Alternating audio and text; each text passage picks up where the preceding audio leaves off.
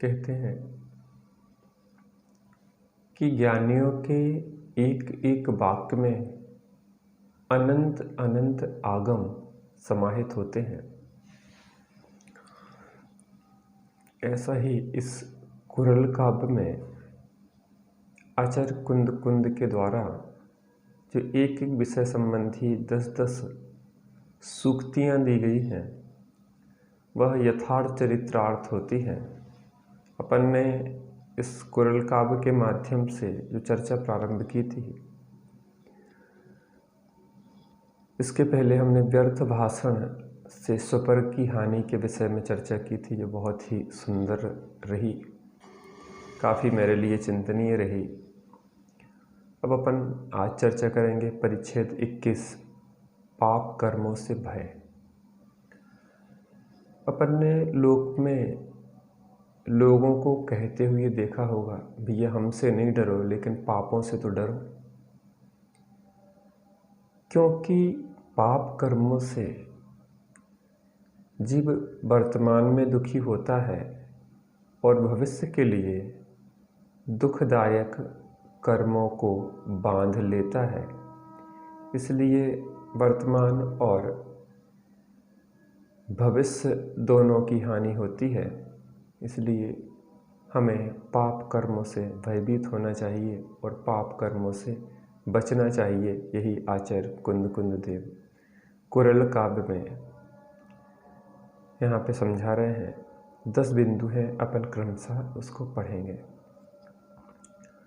दुष्ट लोग उस मूर्खता से नहीं डरते, दुष्ट लोग उस मूर्खता से नहीं डरते जिसे पाप कहते हैं, परंतु भद्रजन उससे सदा दूर भागते हैं।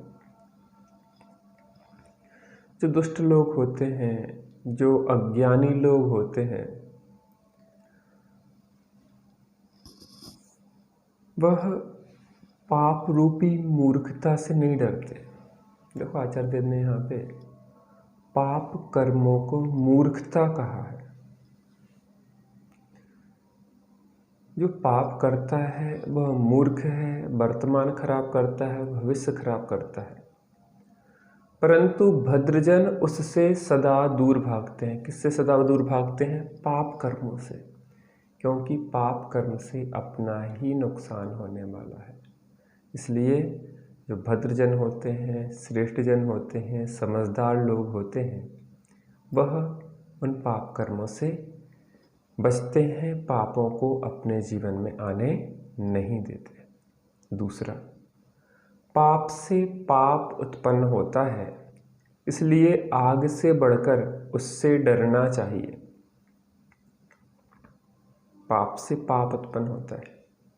जैसे किसी व्यक्ति ने झूठ बोला, एक झूठ को छुपाने के लिए अनेक झूठ बोलना पड़ते हैं, मायाचारी करना पड़ती है, फिर क्रोध आता है, फिर मान होता है खड़ा, फिर अनेक सब कसाएं वहाँ पे क्रम से चली आती हैं। तो पाप से क्या होता है? अनेक पाप उत्पन्न होते हैं। इसलिए आग से बढ़कर उससे डरना चाहिए। जितना हम आग से डरते हैं कि आग जलाती है, वैसे ही हमें पाप भी क्या करते हैं? दुख देते हैं, कष्ट देते हैं, पीड़ा देते हैं। इसलिए हमें पाप कर्मों से बचना चाहिए। तीसरा बिंदु, कहते हैं सबसे बड़ी बुद्धिमानी यही है कि शत्रु को भी हानि पहुंचाने से परहेज किया जाए। सबसे बड़ी बुद्धिमानी कि हमें जो कष्ट दे उसको भी हम कष्ट देने का भाव भी न लाएं। कष्ट देना, कष्ट देने का भाव मन में भी विचार नहीं करें। अगर हमने किसी को दुख देने का, कष्ट देने का मन में विचार भी कर लिया तो हमने पाप बांध लिए। इसलिए कि हमारी बुद्धिमानी इसमें है कि कोई हमें कष्ट पहुंचाए, तो वो तो हमारे पूर्वकृत पाप कर्मों का उदय है, लेकिन वर्तमान में हमें किसी को कष्ट पहुंचाने का भाव कदापि नहीं करना चाहिए। चौथा बिंदु, भूल से दूसरे के सर्वनाश का विचार न करो, क्योंकि न्याय उसके विनाश की युक्ति सोचता है जो दूसरे के साथ बुराई करना चाहता है। दूसरे का मैं पूरा नष्ट कर दूंगा, मैं कुल कुटुंब पूरा नष्ट कर दूंगा, मैं किसी को जिंदा नहीं छोड़ूंगा, इस प्रकार के विचार होते। इसने मेरे साथ अहित किया है, इसलिए किसने मेरा अहित किया है, मैं इसका सर्वनाश कर दूंगा।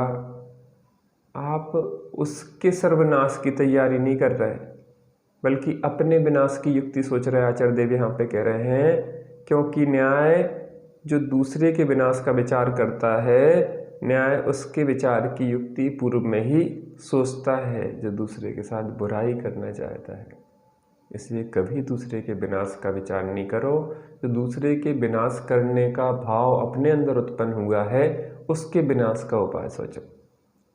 पांचवा, मैं गरीब हूँ ऐसा कहकर किसी को पाप कर्म में लिप्त नहीं होना चाहिए, क्योंकि ऐसा करने से वह और भी नीची दशा में पहुँच जाएगा।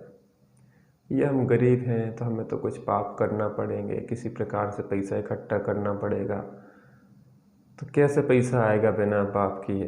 तो यहाँ कह रहे हैं कि गरीब समझ के कि मैं गरीब हूँ, मेरी गरीबी दूर पाप कर्म में से होगी, उससे मेरे धन संपत्ति आएगी, तो ऐसा समझ के विचार के पापों में लिप्त नहीं होना चाहिए। क्योंकि वह अगर ऐसा सोच के पाप कर्मों में लिप्त होता है तो वो और अधिक नीचे चले जाता है, अर्थात वो और अधिक गरीब होने की तैयारी कर रहा है। छठवां, जो मनुष्य आपत्तियों द्वारा विषाद में पड़ना नहीं चाहते, उसे दूसरों का अपकार करने से बचना चाहिए। हम अपने ऊपर आपत्तियां आती हुई नहीं देखना चाहते हैं, हम अपना अगर विनाश होते हुए नहीं देखना चाहते हैं, तो उसे दूसरों का अपकार कभी नहीं करना चाहिए, दूसरों की हानि कभी नहीं करना चाहिए, दूसरों को पीड़ा कभी नहीं देना चाहिए, क्योंकि हमें अपना अपकार नहीं करना है।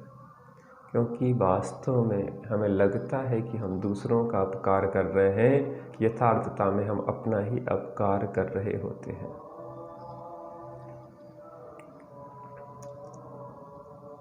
सातवां, दूसरों के सब शत्रुओं से बचने का उपाय दूसरे प्रकार के सब शत्रुओं से बचने का उपाय हो सकता है, पर पाप कर्मों का विनाश नहीं होता। विवेकी पुरुष पापों का पीछा करके उनको नष्ट किए बिना नहीं छोड़ता। यहाँ कह रहे हैं कि जितने और भी शत्रु हैं, उनसे तो बचने का उपाय हो सकता है, पर पाप कर्मों का विनाश नहीं होता।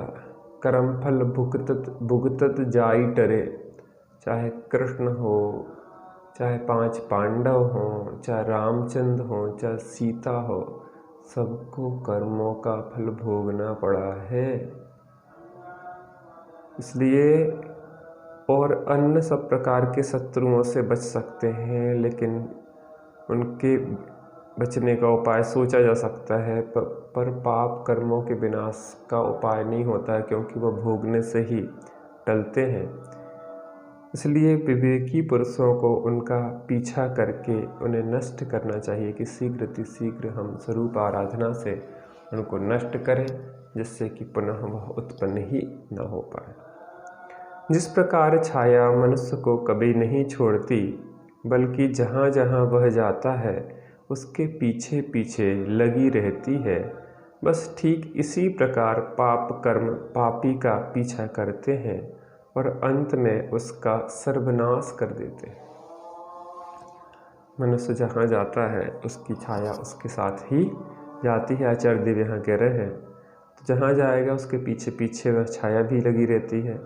वैसे ही जो जीव पाप कर्म करता है, वह पाप कर्म उसका पीछा सतत करते रहते हैं और अंत में पूर्णतः उसको नष्ट करके दुर्गतियों में पहुंचा देते। इसलिए पाप नहीं करना चाहिए।